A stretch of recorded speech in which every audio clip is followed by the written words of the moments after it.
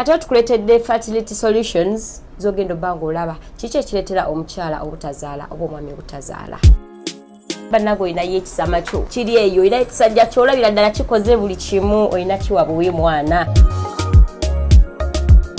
Okay, omulungi ali ku Mabirizi Herbal Products sanso kulaba webale nnyo kubanga ogiriko erinnya Nakilanda Ruth Doctor. Leero nziza okwogera ku nsonga lwaki abakyala tebazaala. Naye nga sinabagenda ku nsonga lwaki abakyala tebazaala nyongera okubajjukiza nammwe abaami mbadde mukimanyi kinamwe musoboleetera abakyala obutazaala gye bali abaami abatazaala kyemba ŋŋamba nga gwe omwami ddala tozaalirako ddala ate ne weekwasa omukyala lwaki tazaala. Kati tukuletedde fertility solutions zogendo bango olaba kiki ekireetera omukyala obutazaala oba omwami obutazaala.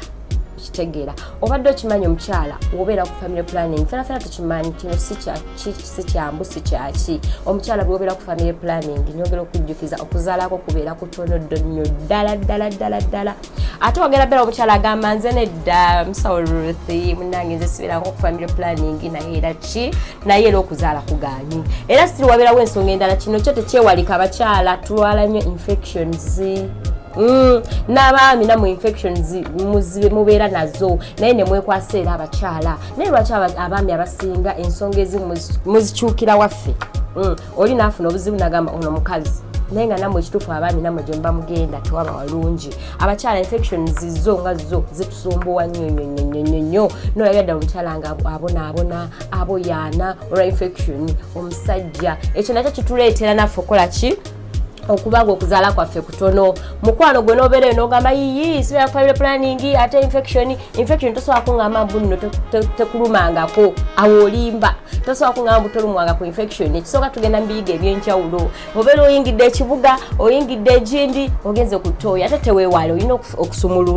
okusumulukuka munda nga gwe oba oyagakola susu olina okweyongerayo so abakyala mulina okuba nga mwefaako nnyo ku kintu kya infection naye era nga sinabagenda wano ku Mabirizi Herbal Products yefefeka abalina ekyokuddamu kyo oli eyo omwana abulidde ddala bannago olinayo ekisama kyo kiri eyo era ekisajja kyolabira ddala kikoze buli kimu olina kiwa buwi mwana naye ng'ogamba bannange nze nkoze buli kimu kigaanyi naye nkoze ntya mukwano wekwate Mabirizi Herbal Products zokka ze ziri ku mutindo tetuli ba herbal tezirina side effect yonna tezirinako wadde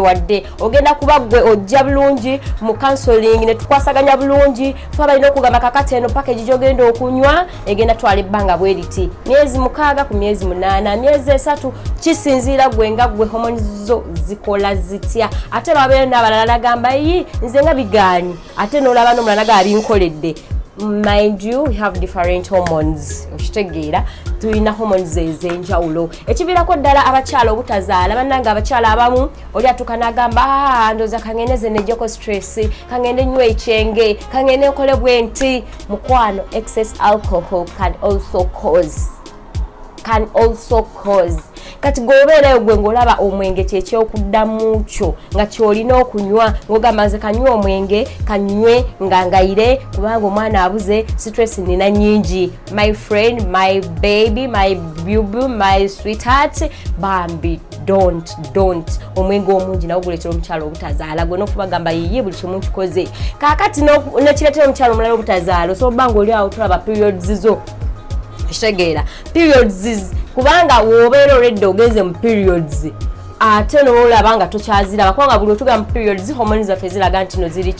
ziri taratibu sana wadde abamu bagamba bannange akaseera ko wenkatuukamu bannange mpulira obuzibu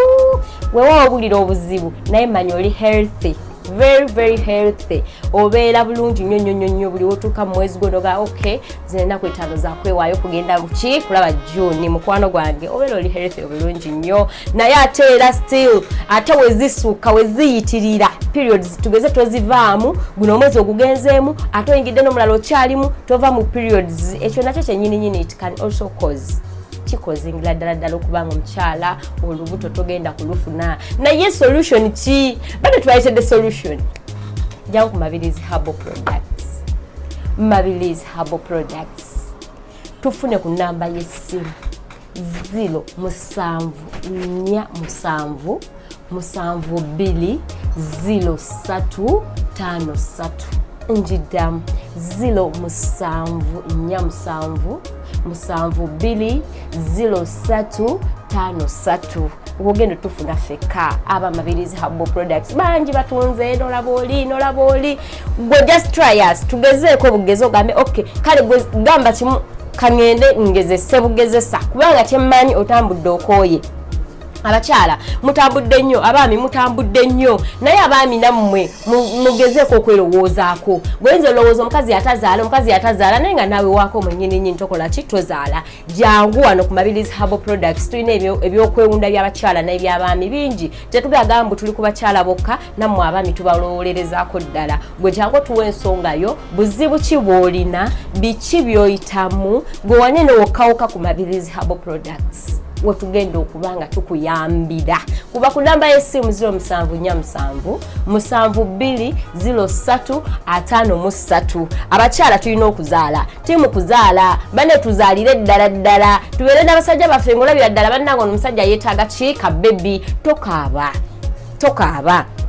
towanika nga tonnatuuka ku Mabirizi Herbal Products towanika weewawo okooye nkimanyi okaabya amaziga okoze buli kimu kwegamba wenalina weekyaye naye teweekyawa mukwano sooko gye try Mabirizi Herbal Products.